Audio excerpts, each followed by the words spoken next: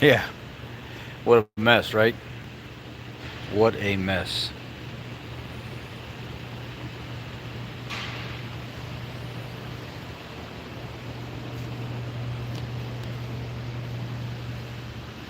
When I get a few people that jumps on here and says something, I'll walk you guys through where I'm at so far, and then I'm gonna shut it down and pick it back up tomorrow. I know a lot of you have explorers out there and are probably interested in this kind of content, especially this, and it's rough. Let's just leave it at that at best. So where I'm at now is I have verified that there is an issue. It's not just a simple fix. It's going to be me taking stuff out of the way. Hey, how you been, man?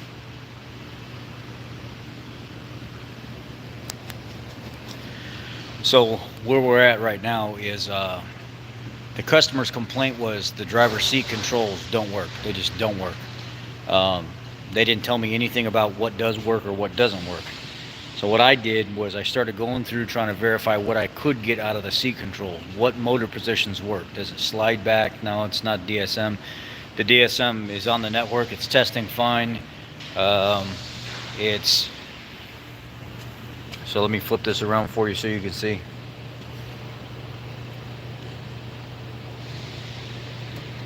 So the positions all work. The memory seating and everything works. All that's good. But these controls here do not work at all. Zero. If I supply power to it manually, everything works. Um, there's an issue with power being supplied to the control panel. And I'm looking through the wiring diagram over here, and the DSM doesn't control the manual power. The manual power comes directly from the fuse box. So if we look here,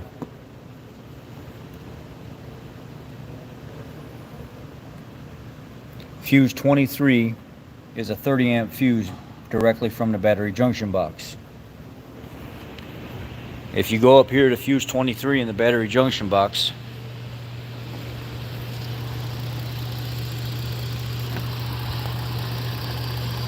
fuse 23, you got all these relays in a row right here. All these relays. And once you jump down to your fuses, you got 1, 2, 1 over. So you got all these relays right here. 1, 2, 1 over. It's a 30 amp fuse. It is getting supplied power on both sides. I popped the little cap off. I made sure I had power here. I made sure I had power at the other pin. No problem there at all. Then when it leaves this box, it goes into this plastic channel down here. After that, it drops down and goes through the firewall back in there. Once it goes through the firewall in there, it's buried back behind this body control module. See this harness here? It goes along, comes up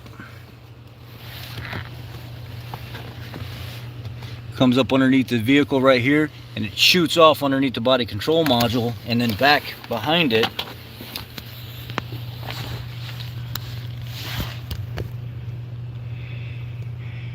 see that little loom that goes by that metal shield back there? If you see what I'm talking about, give me a thumbs up or say, yeah, I see it. It's got the green wires and the blue and the yellow and everything back behind everything. That's the loom that I need. Right behind that metal shield, or that metal part of that bracket, that is a connector right there. That connector is the black connector that I need that supplies power through that. And then it comes down this harness.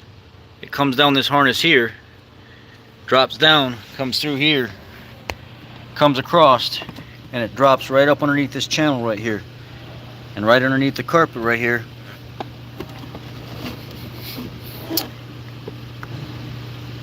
is where the wires drop down underneath the seat. It's a straight shot directly from the battery junction box into that black connector, behind the body control module, down here through this channel, up underneath the seat, and then it comes in back here.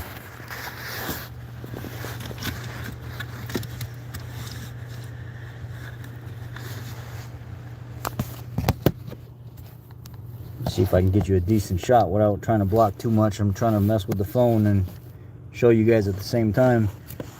And it comes in this wire right here, this violet and blue looking wire. If I power that wire up, all of a sudden the seat starts working again. So I've got no power on this violet wire, this violet and blue wire here. I've got no power on the other side going to the seat. Obviously, if it's not on this side, it's not going to be on this side.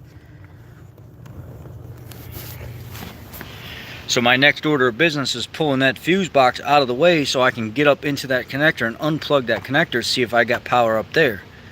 If I've got power at the top part of the connector coming through the fuse panel, then I need to start dissecting, or either looking at pin fitment coming from that big bulk connector that's back behind the body control module,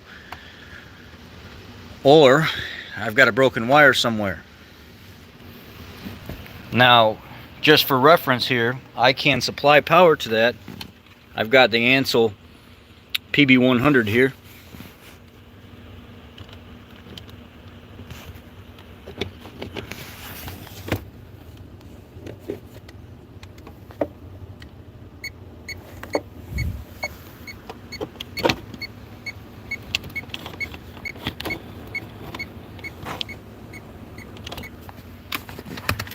So I've got control function, I've got switch function, I've got good ground. I just have no power going to the seat panel here. And I should have power coming to this white and red wire right here. So I can track it from here all the way back behind that body control module, but I can't go any further. I need to remove that body control module and everything out of the way, that fuse panel out of the way, and get into that connector so I can track the wires from there through the firewall and up into the fuse panel out here, the battery junction box. So I'm losing it between the output side of the 30 amp fuse into this channel here, through the firewall, and back behind the body control module inside there, or the not body control module, but the body control fuse panel in there.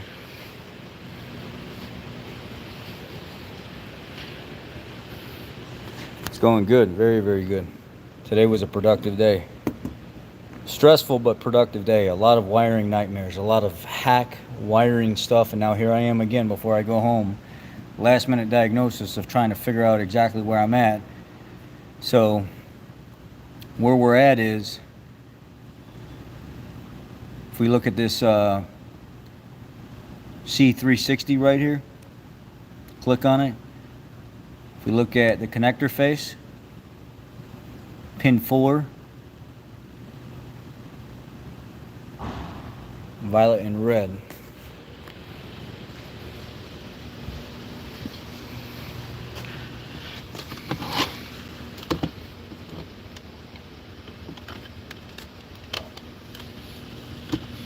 If we go under here,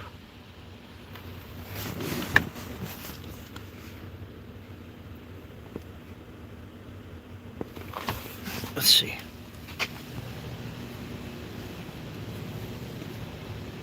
It could be. Let's see. Seat control switch, driver side front. One, two, three, four, 5, 6, 7, 8. Let's break this down a little bit better than this.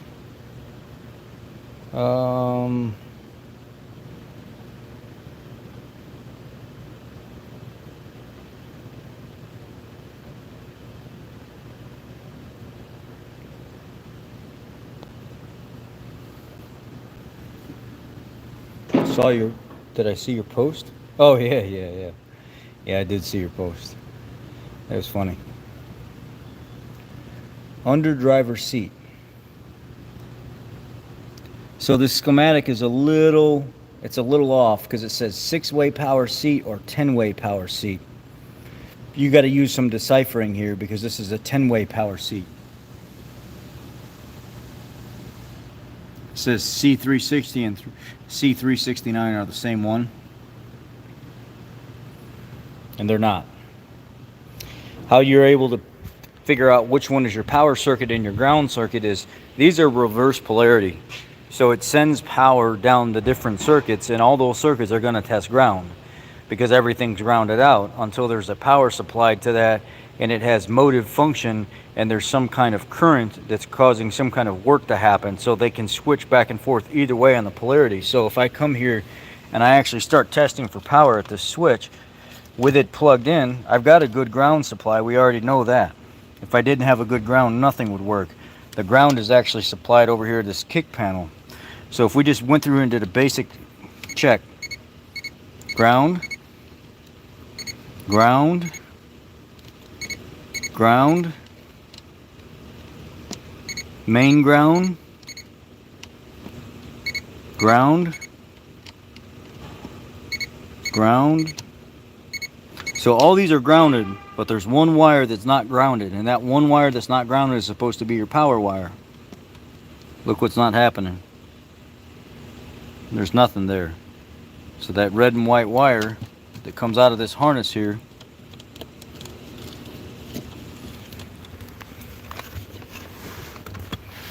it goes back into this loom up underneath the seat, follow it back, and it ends up going into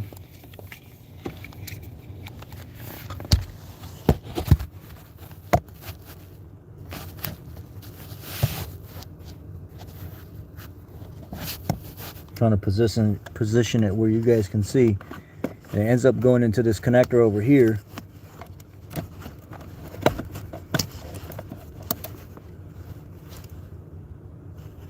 And this white and red right here on this side is the side going up to the switch. The one I'm putting my finger on right here. Let me know if you see what I'm talking about right here. This single white and red wire that I'm kind of pulling. It's right in front of the camera right now, right there.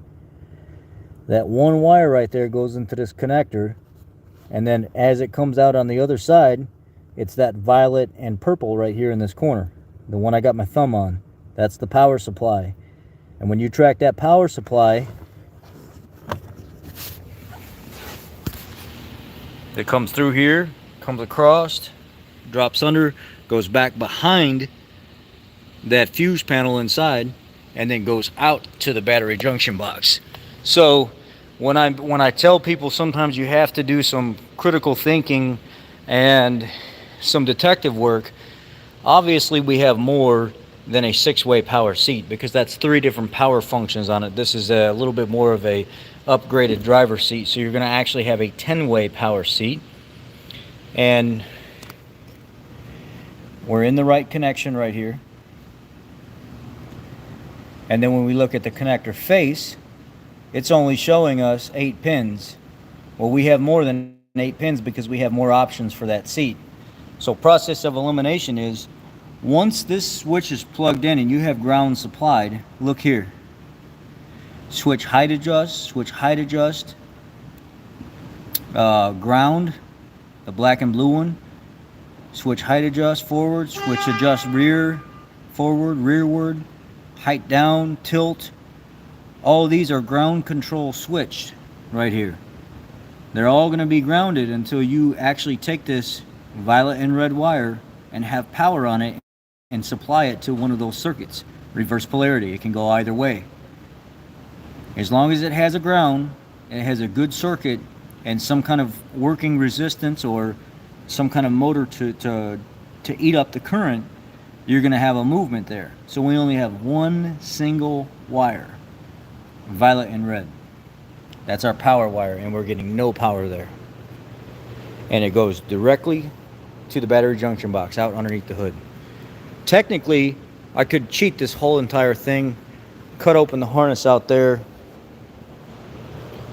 at the battery junction box, take the wire out of the equation completely, come down here, take the wire out of the equation completely, and solder in my own brand new wire. But what if I have a spot somewhere that's rubbed through along that circuit? What if I have another wire that's on its way out or something has rubbed through somewhere else? I'm never going to find that. And the customer is going to be back in here all over again with something wrong with their vehicle. So they have an aftermarket warranty and they have Ford ESP. We're going to submit to both warranty companies tomorrow for the proper repair of removing the harness or removing the battery junction, not the battery junction box, the fuse box inside, pull it out of the way, allow me to gain access to the connector that goes out to the fuse box, inspect and troubleshoot from that connector forward, and get paid for the time that I have into it appropriately and do a proper repair instead of an overlay. They may come back and say, you know what, if nothing else is affected, just do an overlay and we'll pay you for the time that you have into it, instead of actually ripping everything out of it. It's kind of a shot in the dark. You're at the mercy of the warranty company at that place, or at that time. They'll probably say, because they've been pretty good with us, because we have a high fix it right the first time rate without customers coming back, they'll probably say, just go ahead and just pull the box out of the way, go ahead and do the proper repair and just let us know how much time you have into it.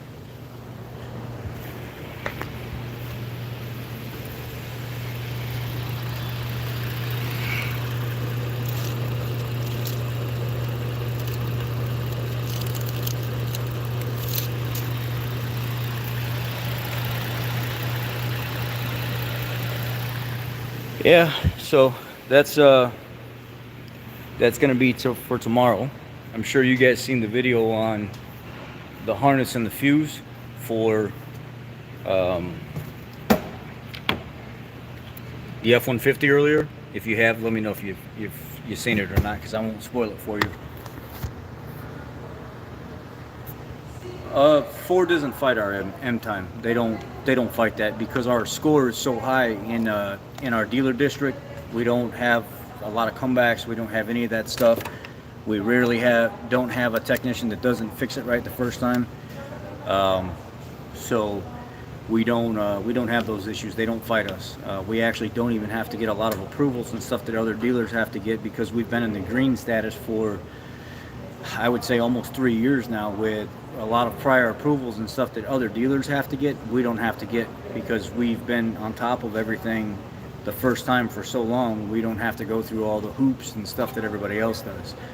A lot of things that you need prior approvals for, we can go on our status site and it says no need for prior approval, and it shows you in the green for many years of doing excellent service with no comebacks and stuff, so they just let you do it. As long as you have a good story to support it, and as long as you're honest about your work, they don't fight M time.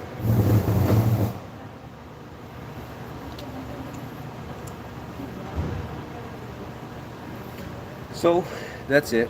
That's all I had to share with you for right now. The home status, everything is, people were asking earlier on what's the status on the new home that I applied for, because I've never owned a home before. Everything's going good so far. Home inspector came out, radon guy came out, pest inspector came out, who else? And we're waiting on the appraisal now, the VA appraisal one. So that's it. We're just waiting on one more person to get their stuff done, and then we've been smooth sailing. I'm on flat rate, not on salary. I've had a lot of years where I've made a ton of money on flat rate, and it's been just amazing. But over the last couple of years with COVID, man, I sure do wish I was hourly. But you roll with it. You take the licks, man. You roll with it. You do what you do. When I was hourly,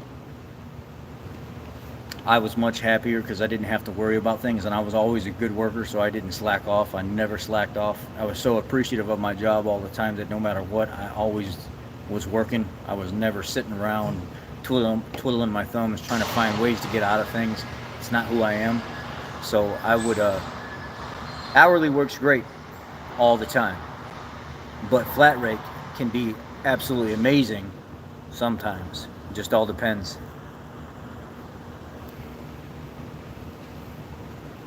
M time is manufactured time, straight time. The amount of time that I have in a vehicle is exactly what I'm going to get paid, and nobody shortcuts me on it.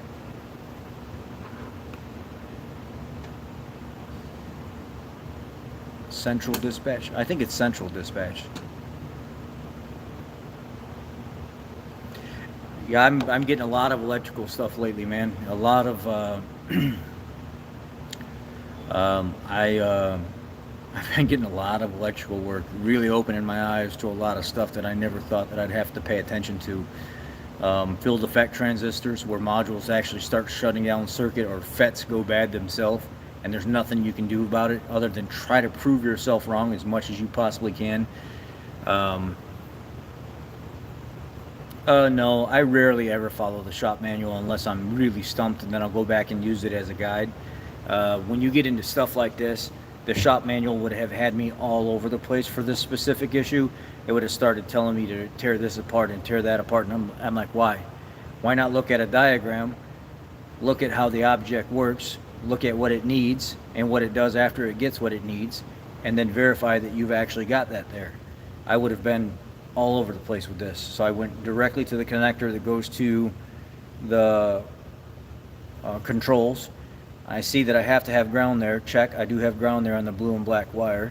I see that I have to have power there anytime the key's on. Nope, power's missing on the red and white wire. So what do I do now, basically? I got to figure out why I don't have power there. There's no reason to go to a pinpoint test at that spot, because if you're looking at a wiring diagram, you're in front of the most ultimate pinpoint test that you can have, especially when there's no modules in place. Go to the next connector down. Okay, I don't have it there. Go to the next connector down. Okay, I don't have it there. Next connector down. Oh crap, it's behind the fuse box, and I can't get to the fuse box right now because I'm gonna have to take all this stuff out of the way to verify between the outer fuse box and then the connector that's back behind inside the body fuse box. So now I got to remove that fuse box, pull apart the connector, see if it's poor pin fitment or it's burned up. If I would have went through the pinpoint test, I would have been jumping all over the place. And they would check this to this, check this to this. Why? I don't need to do that. If you understand the circuit and how it operates, you can give it power and make it function and say, okay, I have ground. It goes to the body. It clearly says right in the wiring diagram, I have a ground that's dedicated to the kick panel to the body. So that doesn't change. You're not relying on a module to give you that ground or take that ground away. So there's no point to even be in a pinpoint test there. Go to the wiring diagram, verify that you've got ground. Okay, I do. Verify that when you supply power to that circuit, because there's no modules there, that you do reverse polarity fine. The seat moves forward and back, up and down, tilt, and everything else. Okay, all that stuff does work. I've got good motors, I've got good function, I've got good controls. I just don't have power. I need to figure out where my power's at. And I've isolated it now down to about that 2-foot section of trying to figure out where I'm losing that power.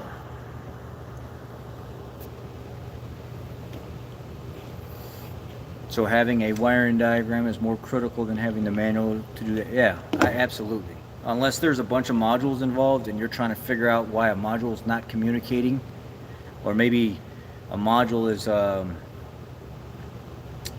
here's one for you. Which point right back to the wiring diagram for this. That 2020 Ranger I just had in here, I did a video on it. I showed you guys how I diagnosed it and everything. Literally, it was going from two 12-volt cigarette lighter sources, power outlets, into a supply that was going through the firewall into the fuse box, and inside the fuse box there's an internal relay that completes the circuit when the ignition's turned on. Well, if I've got the ignition turned on and I'm getting no power out of both pins that supply both of those circuits, obviously I don't need a pinpoint test for that. Power is on, main big giant ground supply is going to the fuse box, everything else in the vehicle is working, there's nothing bad. I've got no output from the internal relay inside the fuse box. So at that point, that wiring diagram saved me, and a pinpoint test would have ate up a bunch of time if I didn't know where I was going with it.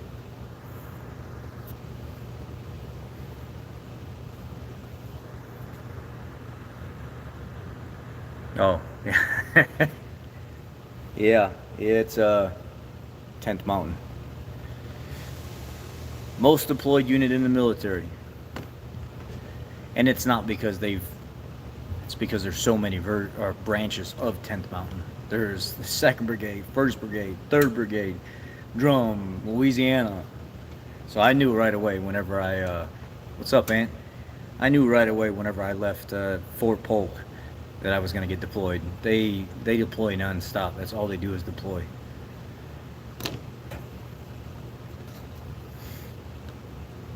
But you know, I can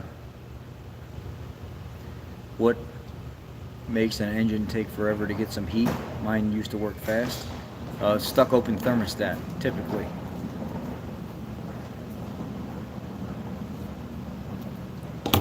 stuck open thermostat, almost every time. And if it gets too hot after it's been warmed up and it won't cool down fast enough, even with the fans on high or at highway speeds, you either have a plugged condenser or radiator, or poor circulating fans, or an erratic thermostat that's causing the same issue. So it can be for both. But typically on warm up, when it takes forever, the thermostat's stuck open. Or there's some kind of reduction in flow somewhere, because you can meet resistance for a while without something heating up before it finally just pops, and then it's hot. So typically thermostat issues. Or I take that back, that's not the only thing. A bad pump. If you have a water pump where the vanes are failing, or the wheel inside is starting to freewheel and it can't circulate, that could also cause it. I had a guy come into the dealership and he swore he had a 2000, I don't know if it was like a 2000 or a 99 Dodge Ram, and he wanted the coolant flush. Well, I have a Dodge Ram 2001, so I'm very familiar with that system. And he was all in a tizzy about how the upper radiator hose was so much different in temperature than the lower radiator hose. And he was like, man, it's just not heating up properly. The gauge doesn't go all the way over to the center. I just bought this truck like 3 months ago. And I'm like, you haven't jumped on any Dodge forums at all? That's completely normal on that truck. That gauge never sits over in the middle unless you update it to a thermostat that's not made for that truck, and I wouldn't do that. They typically run about a third of the way in between bottomed out and halfway. They'll run right about here. And if you grab that upper radiator hose and that lower radiator hose, it's a night and day difference. That has a big, huge metal fan in that thing, and it just roars. It's moving. So it keeps it cool.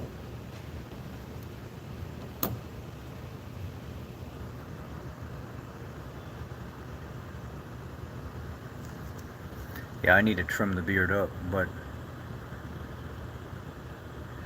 when I drive it works, and at idle it's just on cold start. I don't know what you mean when you drive it works. If it takes forever to heat up. Oh, you mean when you drive, the heat and everything's fine, but at idle it's just cold start where you have a problem. I don't know if it would be air. I definitely don't know if it would be air at that point, because he's just saying on cold start it takes forever for it to warm up. You know, what is forever? 5-6 minutes in the town car, I'm already starting to feel warm air coming out of the vents. Are you saying something like on yours it's like 15 minutes, 20 minutes? Then we have a problem depending on climate. And it wouldn't so much be air, it would be more of a thermostat issue.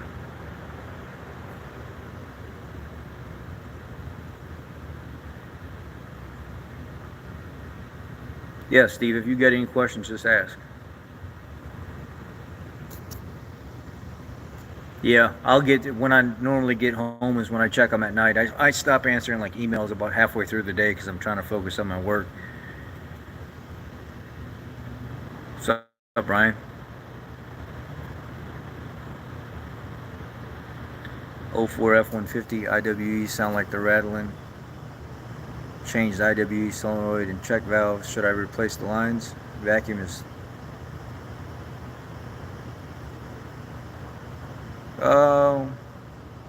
let's see here. IWEs sound like they're rattling. Change the IWEs, solenoid, and check valve. Should I replace the lines? Vacuum is at 25 inches. I'm sure your rattle is after turns and accel. Well, if it's after turns and accel, that means you're loading up the vehicle's power steering system, and it's having to increase RPM to compensate. And in the absence of low RPM or cruising RPM, you have less manifold vacuum, which does make IWEs act up if your vacuum reservoir isn't holding the proper amount of vacuum. So first you have to verify that your manifold that you're actually producing the right amount of vacuum to begin with. And I would have somebody turn, like when you're verifying manifold vacuum, turn the wheel back and forth, and see. Load up the system, maybe put it in drive and have somebody load it up a little, rack out the throttle, see if the vacuum stays pretty consistent, and then whatever your reservoir is where your lines are going into, take all the lines off of it, plug the ones that don't do anything.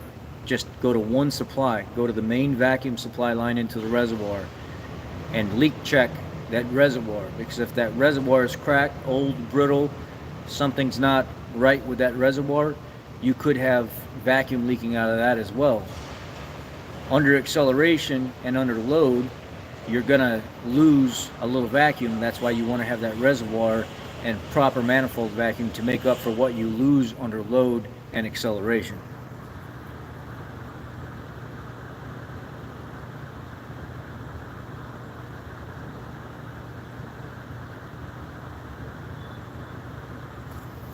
How good is the F350 single wheel with the 7.3 gas? It's a great vehicle. There's been some people that note they've had to do some valves on it. There's been some people that said they've had to replace ignition wires because breaking down early and causing a tick type reaction, valve, cylinder misfire and stuff, but all basic stuff. Nothing like internal engine failure or transmissions grenading or anything like that. All basic stuff that the dealer they're starting to catch on to really early, and I think they've got an updated set of ignition wires and stuff for it now. Nothing crazy though.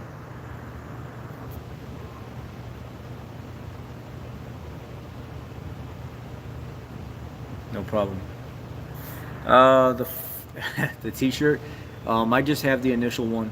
That's it. We normally get our act together on the weekend when we go out and do some things, but that's all. I'm going to shut this off right now. I've been letting the battery charge.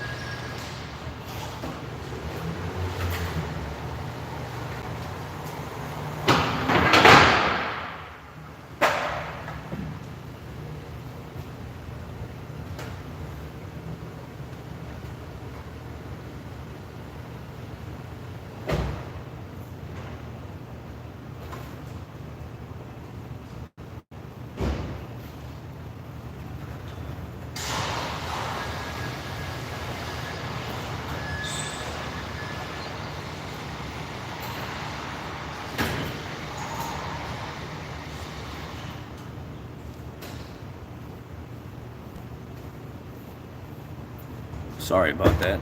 Wanted to get the computer hooked up and at least the customer's vehicle shut off after the battery is charged for a little.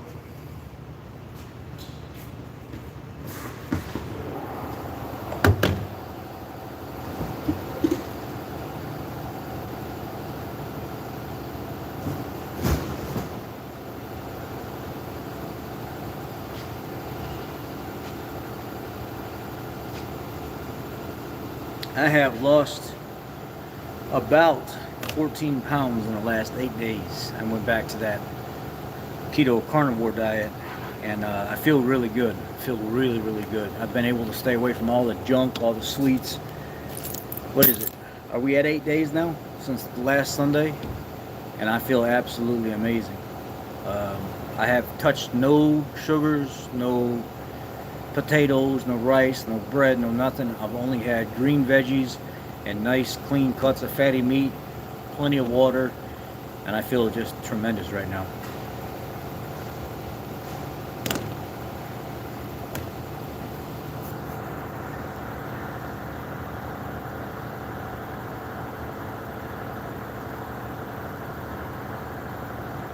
Any questions when I stepped away?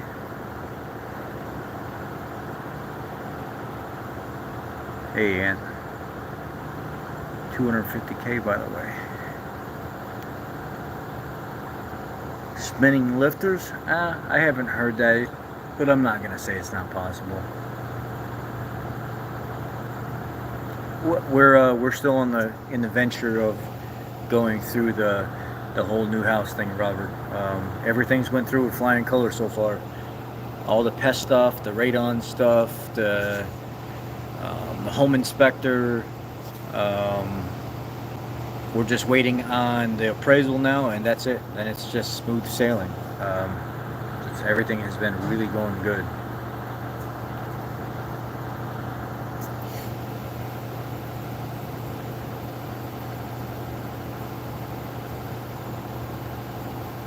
No more truffle shuffle. There's always going to be truffle shuffle, no matter what.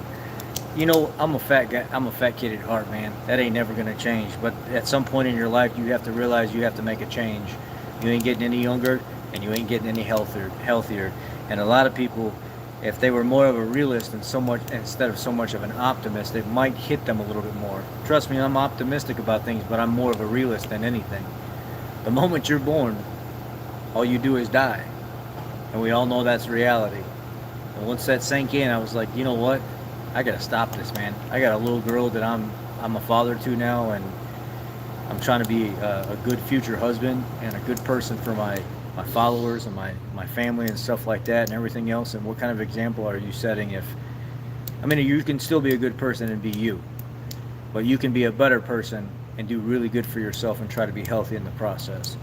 And it's cleared my mind up a little bit. I've been a little less aggressive with people saying things to me and stuff like that. I've been a little less aggressive with how I handle situations and stuff. So my mind feels good right now. The clarity is just unbelievable, and I'm good. You know, it's helped me out a lot.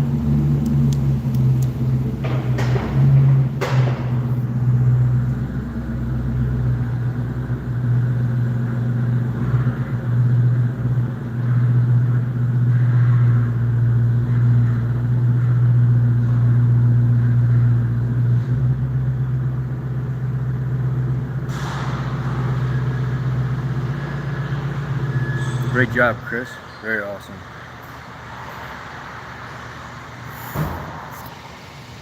Yeah, I just, I don't want, my daughter get older and stuff like that, and all of a sudden she's like, well, I can eat and do whatever I want.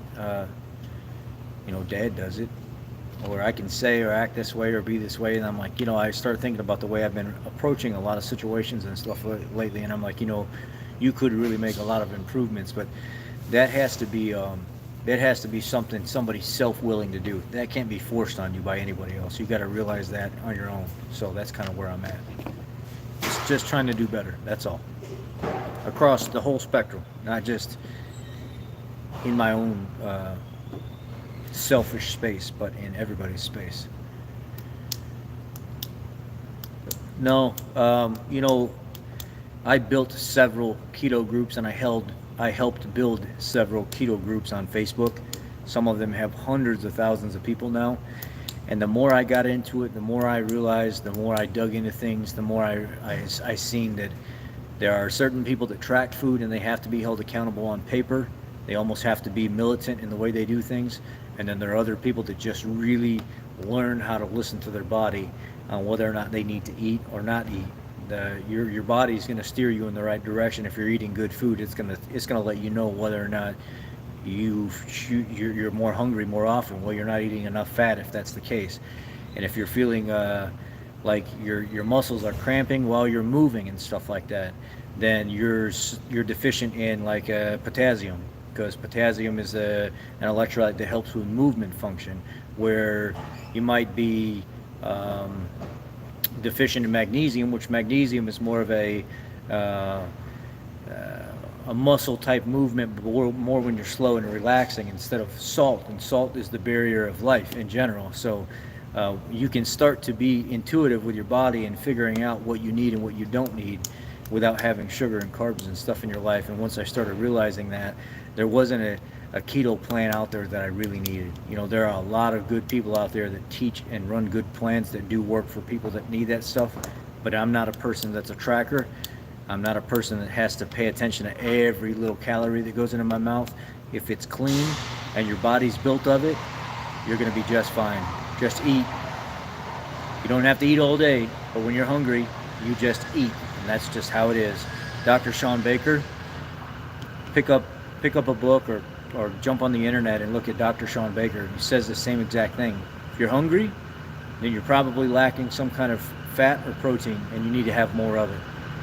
Once your body starts to become accustomed to getting good quality food that's sustainable, if you think about it,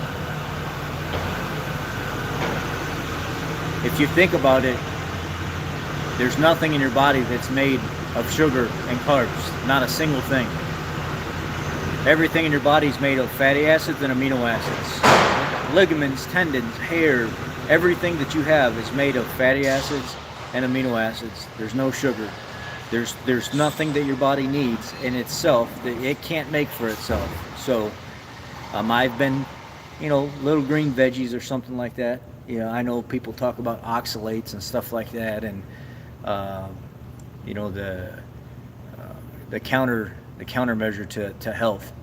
I want broccoli and asparagus and spinach and stuff like that and green beans, but then you have this purist carnivore guy that says you can't eat that stuff, it's bad for your body, it's got too many oxalates in it, it's going to cause joint cramping and all this pimples and rosacea and all this other stuff.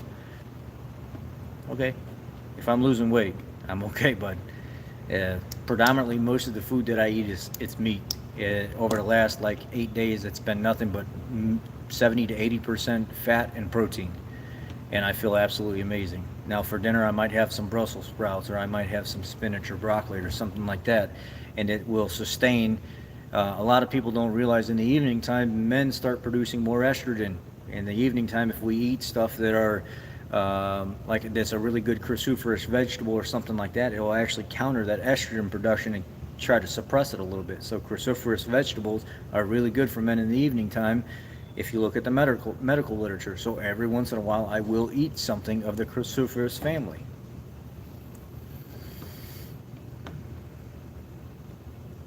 Yeah, I mean, it's I don't do too well with a lot of salad. It messes my stomach up, so I eat the more solid vegetables that I don't have to break down in leafy substance so much. I don't like leafy stuff all that much at all.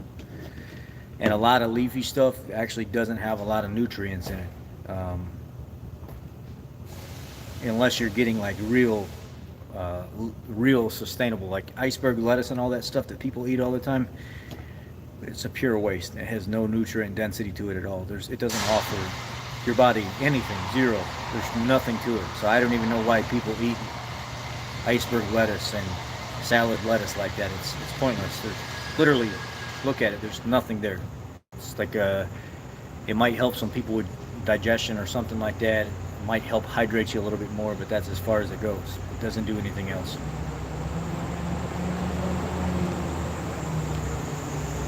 Yeah, exercise is critical. Sleep is very, very important. Sleep is probably the most important of anything, though, and most of us don't even do it. Most of us are deficient in vitamin D3. Most people need about 10,000 international units of vitamin D3 every day, and probably somewhere around 180 micrograms of vitamin K2, but MK7 formula, so it stays in your body longer. It's more of a slower release. A lot of people don't do that. They say more than 80% of the population, if not even more than that now, is deficient in vitamin D, and that's one of the main reasons why they have hormone problems. We don't stand close enough to the equator to just go outside a couple hours a day and get all the vitamin D we need. That's why people closer to the equator typically don't have the problems that we have further north. And a lot of people say, well, I live in Alabama, or I live in Texas or something like that. it still doesn't matter. You have it better than we do further up north, but you still need more than what you're getting during the day, and most people don't even realize that.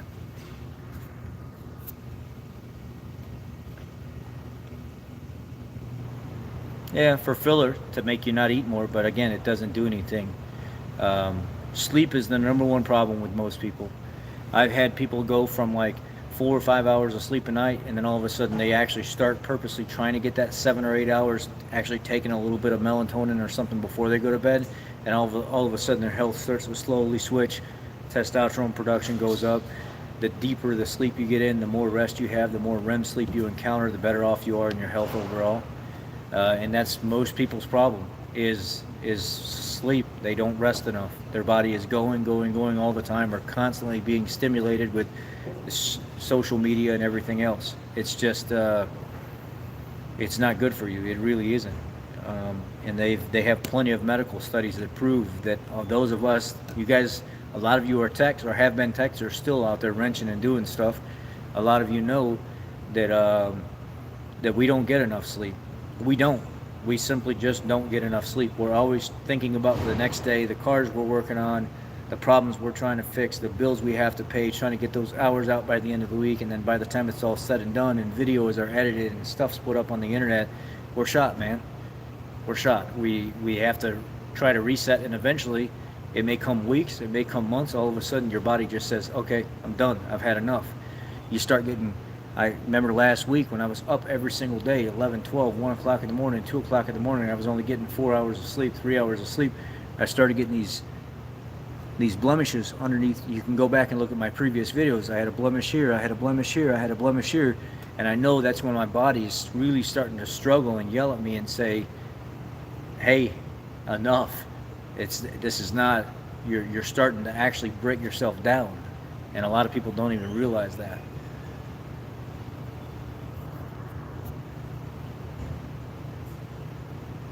Yeah, a lot of successful people, they just work. They don't care about sleep and everything else. They just work, but they also die early too, though. Or they have enough money to where people can keep them alive long enough.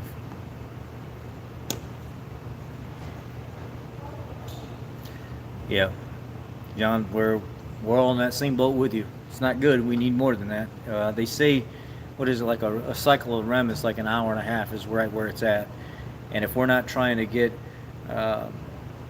if you go to bed and you know that you have to be up in 4 hours, wake up in 3. Don't wake up in 4, because you mess up part of that REM cycle or that sleep pattern. So they say it's like an hour and a half interval.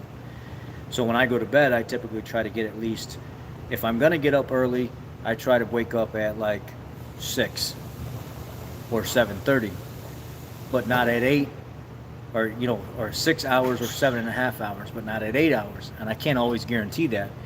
But my body was on a cycle for a while where if I would go to bed at this time, I was waking up exactly at the right time every time, without a clock, without anything at all. And it's the cycles that you go through. And they say if you can stay within those cycles and you can train your body enough to stay within those cycles, you become a very, very healthy person. Even if it's short sleep and you have the right amount of sleep cycles inside that short sleep, you're better off. So if you want to take a nap in the afternoon and you're thinking that, oh, I'll just take a half-hour nap, I'll be fine. A lot of times when you get up, you feel icky. You start getting closer to an hour, you feel better. You wake up an hour and a half nap or something like that, you get up and you're like, damn, man, I feel good. I feel good. Yeah. I have to take, I haven't been doing it,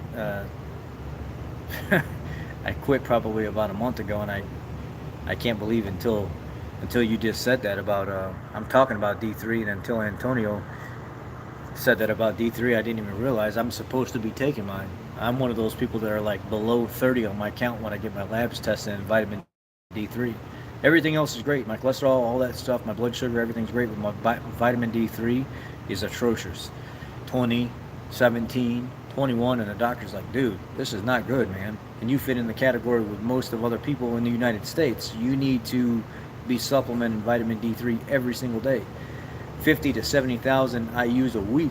So that's 10,000 IUs every single day. And a lot of people say, oh, you just think just 2,000 or 3,000 is fine. No, it's not. 2,000 or 3,000 really doesn't bring up your levels that much. You need something like 5 to 10,000, closer to 10,000. And I know some people that take more than that.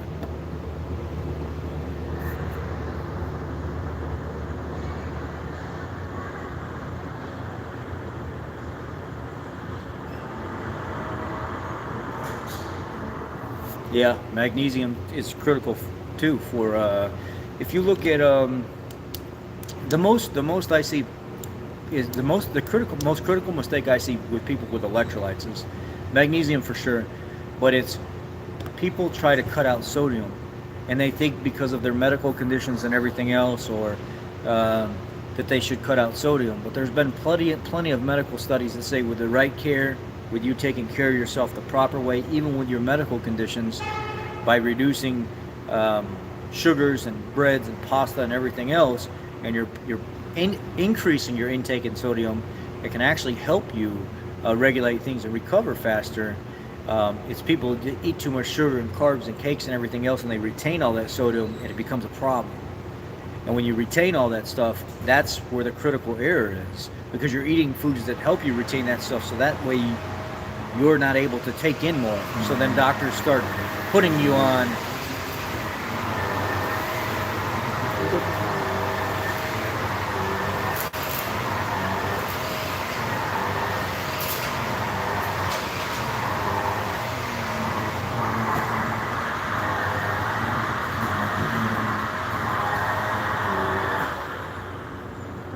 Thank you.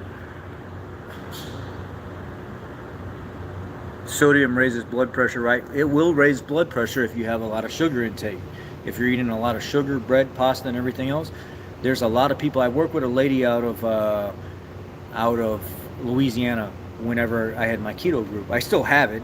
I just don't go on it anymore. There's like literally other people running the group for me, and I still have it, it's sad. I should go on there, but I don't. And it's the smaller one. It's the one I wanted to keep that was the least maintenance, I guess you can say. It's like 6,000 people. You can actually go find it. It's Keto Carnivore Nation. It's still up. I'm still an admin there. I relinquished my rights to somebody else to run the group in the meantime, because I wanted to focus on my life. And they all still check on me all the time. Hey, when you going to come back? I don't know. Whenever. I'm not sure. I feel bad coming back and trying to mentor people, and I'm not even living the lifestyle. So sodium is not that big a deal when it comes to blood pressure. There's a truck driver that I had. She was trying to pass her physical, and her blood pressure was too high. And she contacted me, and I said, well, let's do a tally of what you're eating every single day. And she loved vegetables, but she was eating so many vegetables that she was probably upwards of 150 grams of carbs plus per day. And I said, you can't do that. You're going to have to eat more meat and protein, and you're going to have to lower that level of carbohydrate, even from good carbs from vegetables. You're going to have to lower it and increase your sodium intake, and then let's see what happens.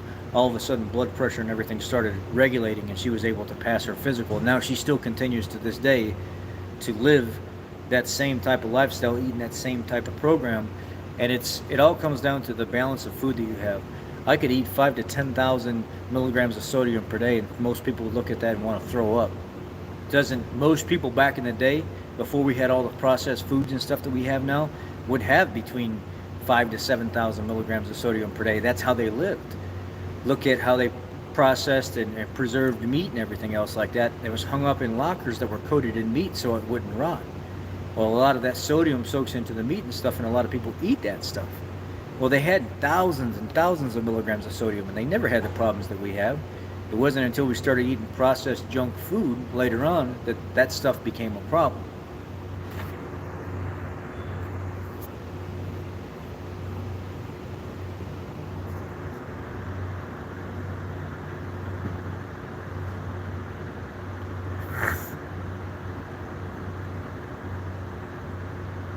Yeah. I mean, that's one huge thing is when you don't have enough salt, when you don't have enough potassium, mainly salt, like Robert said, mainly salt is the critical thing. Potassium is a little bit more forgiving because your body hangs on to it longer, but sodium, it doesn't hang on to as long. And, have you guys ever seen, there's a show on Netflix called Bigger, Faster, Stronger with Mark Smelly Bell and his brothers on how they... about their steroid use and stuff like that. And You guys know Stan Efferding, the White Rhino, #1 pro bodybuilder and strongman athlete is what they call him. He's got the cooler, what was it? The jug in a cooler or something like that, or I don't know, I forget what he calls it. But Stan Efferding, White Rhino. Do you guys know who that is?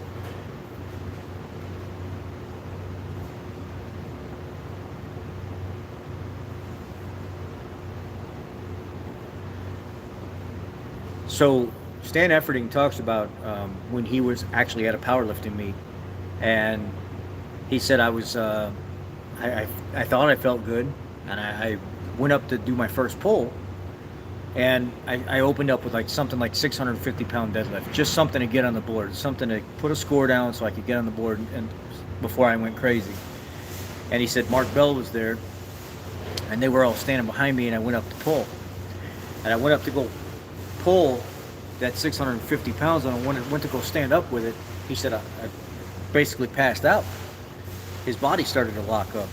Well, Mark came up with him and started dropping sodium tabs in him and giving him water, filling him up with water and sodium tabs. His body quickly started to recover with the sodium, and he came out of that state that he was in, very lethargic, body really, really cramping up, and he recovered through sodium. And that's one of the things that people forget now is the most critical is lack of sodium. A lot of people say high blood pressure, high blood pressure, high blood pressure, and a lot of people have poor diets. They think because they're eating a lot of vegetables and stuff like that that have a lot of high carbohydrate count that's healthy for you. It's not healthy for you. There's no need for it. Your body actually goes through a process called gluconeogenesis, and it's where it takes the glycerol backbone of fat and it actually can convert it through neogenesis, and it will turn that glycerol backbone into sugar, and it can actually sustain itself by turning fat and different protein sources. Hopefully you're eating enough so it's not coming from your body into the sugar that your body needs. Now your organs do need sugar. Your organs are not going to live off of fat. Organs do need glucose. That's why your body produces glucose, because if your organs didn't need it, you wouldn't produce glucose to begin with. Your brain can actually switch between ketones or glucose. It can use both as fuel, and one of them feels different than the other. So your liver knows exactly what to do by making enough sugar to sustain your organs based on glycerol content, stripping the backbone of fat off, or using protein sources digested or intaken digestively, and it could do it very naturally. There's no problem there, and you become very efficient, almost like you got this natural high all the time while you're walking around. A lot of people think that sodium in the presence of that in any kind of abundance is bad for you and it causes heart problems. It really doesn't cause heart problems, and it's actually saved a lot of people's lives that have turned to a low carb diet or something like that. And that's kind of where I'm at now, is trying to recoup what I've lost over the last year by not continuing to do what I was doing. There's a thing called the sodium potassium pump. So if you actually picture the cell, and you need to exchange sodium and potassium, and this is what causes that when you go to the dentist and they give you that block, that injection, and it stops the pain and everything like that, that sodium potassium pump stops as well. And it's a temporary paralyzer, because it's actually what helps cause feel. Folks, what? Anyway, sodium will go into the cell, and as it exchanges sodium out the other side, it opens a door and potassium will go in. And it's that sodium potassium pump. That's that pump you feel when you're in the gym and you're freaking getting jacked and blood's flowing and everything else. That's part of it. That's a big bulk of that pump that you feel when you're all swelled up and you're all juicy looking, ready. Your old lady's ready to tear that steak up. That's what it is.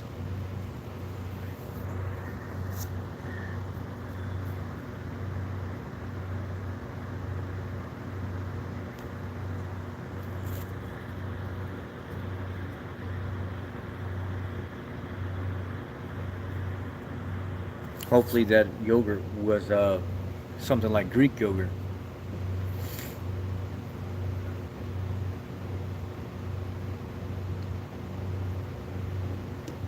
You know, I had a sitting down talking to my doctor at the VA. She's a good doctor. Don't get me wrong. She's smart, but she doesn't know about all the low carb stuff.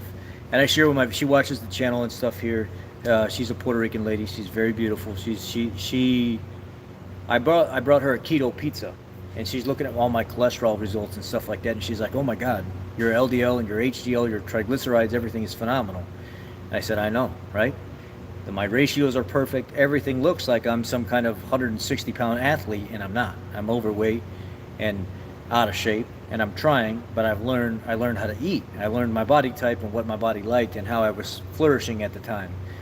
And I brought her a fathead keto pizza in, and she was eating some of it right there in front of me while we were talking. And she was like, "Oh my God, this is so good." And she's stuffing her face with this, right? So she says, "Can you make me some more of this?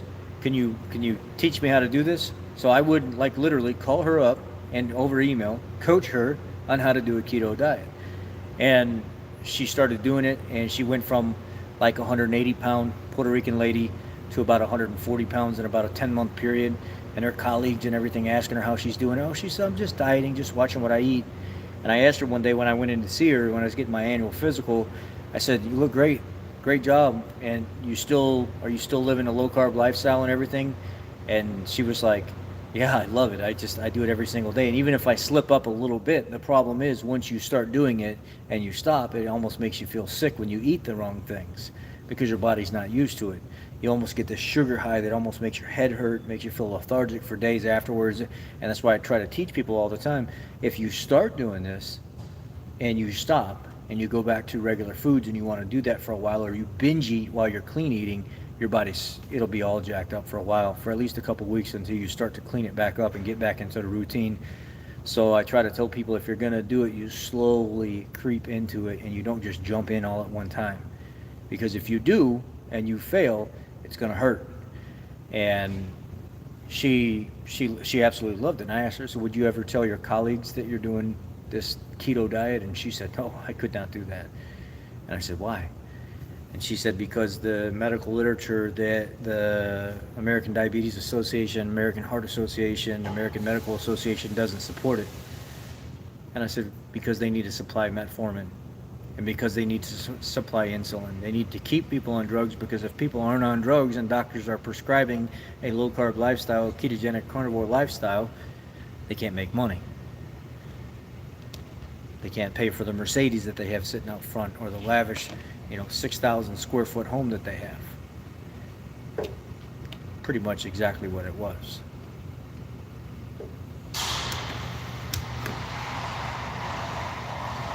Yeah, it's a way of life, but Jonathan, I'm not a purist like some of these other people are. Some of these other people are like, you can't call it that. It is what it is. In a nutshell, if you actually look at the way a person eats, a diet is a path that person eats throughout their life. So a diet can be anything of a sort that you sustain to live off of. So my way of actually explaining that it's a diet is actually 100% correct. And when people break it down for me and they're like, "That's a way of life," no, that's a good mentality to have, but I'm actually specifying it the correct way. You're specifying it your mindset, emotional way, and I get it, and I completely support that.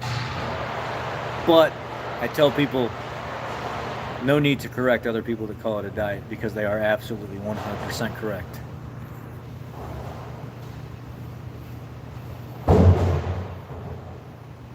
Yeah, pretty much. Yeah, that's exactly what it is. I like more the Dr. Sean Baker diet. It's not really... Dr. Sean Baker made it big because he's the carnivore doctor, but it's not really the Dr. Sean Baker diet. If you actually look back further and you look at the scientists that would go out with the Inuit, that would go out into like the Arctic or whatever, snow and ice and everything like that, and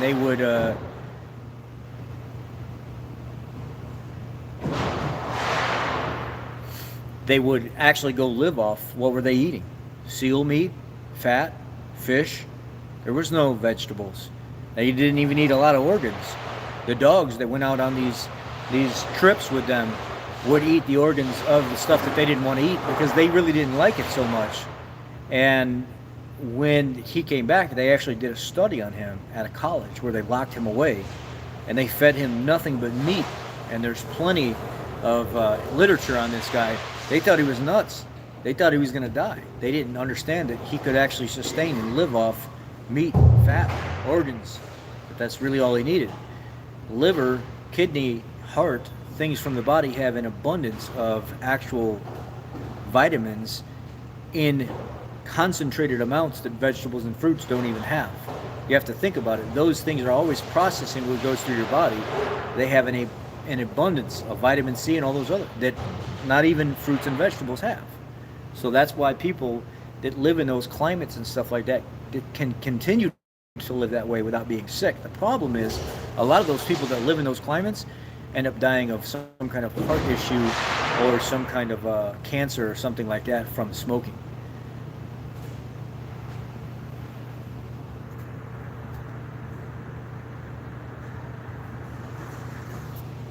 I intermittent fast every single day. Every day. It has to be a part of my life.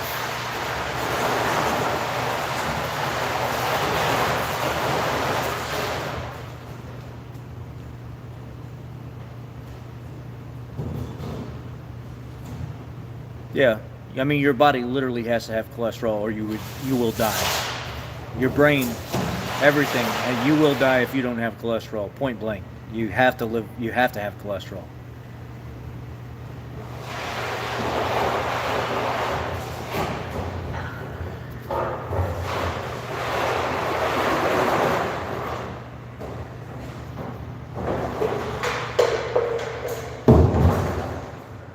Yeah, it is. It's called the dawning effect. Some people would call it the dawning effect. What's the other name for it? There's another specific name for it. Basically, right before you wake up, your body is trying to prepare itself to wake up. So what you do hormonally is your body will actually produce and actually let go of a little stored glycogen. So that's why they say when you first wake up, don't test your sugar levels. Actually wait a little bit, about a half hour or so, and let your body stabilize and come back down, and then test your sugar levels. It's the process. It's your body's process of waking up and getting you ready.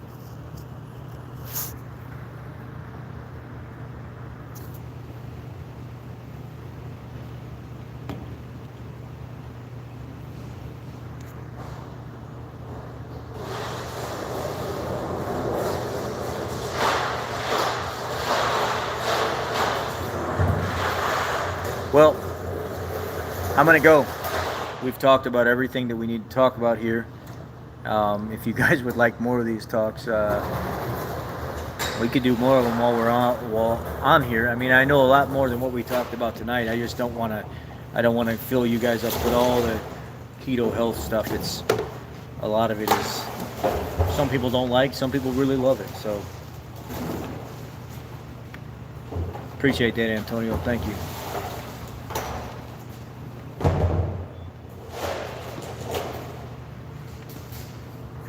You're going to call me. My phone is at 5% and I'm driving 45 minutes. So unless you want to talk over the loud exhaust in the town car, or if you want to talk with me while I'm stripping my clothes off in the locker room, I will probably wait till tomorrow.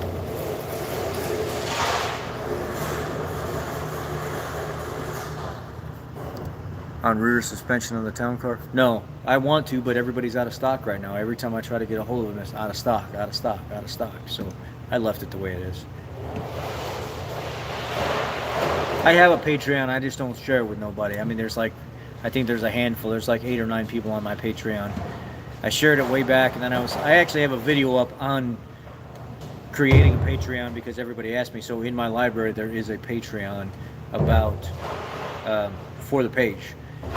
And then we just added tonight a join box underneath. So every time you go to a video, you'll see my name at the top of the comments, and it says join the membership. If you want, I think there's already 1 or 2 people just in the last couple hours that already joined.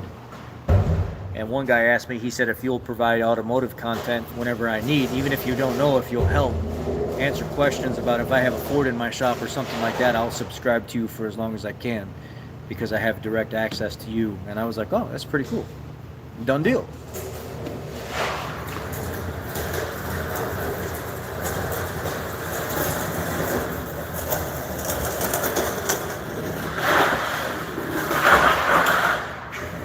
Well, let me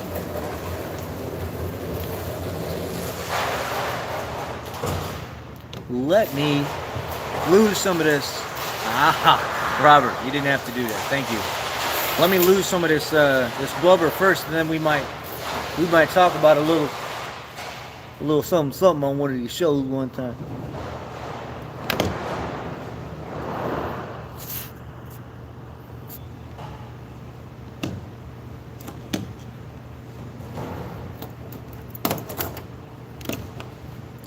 No, there ain't no OnlyFans.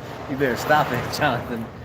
Ray said he's selling feet pictures for $5 a pic.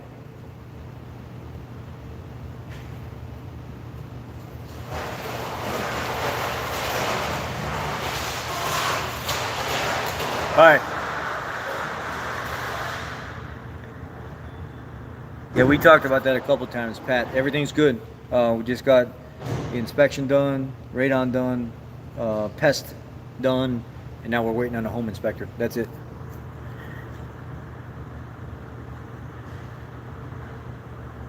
I'll start with bath water? No. You're not starting with bath water. You're going to start with some bodily fluids in a container. Then you do the bath water after. Let's get it kicked off right, buddy. Let's do it the right way.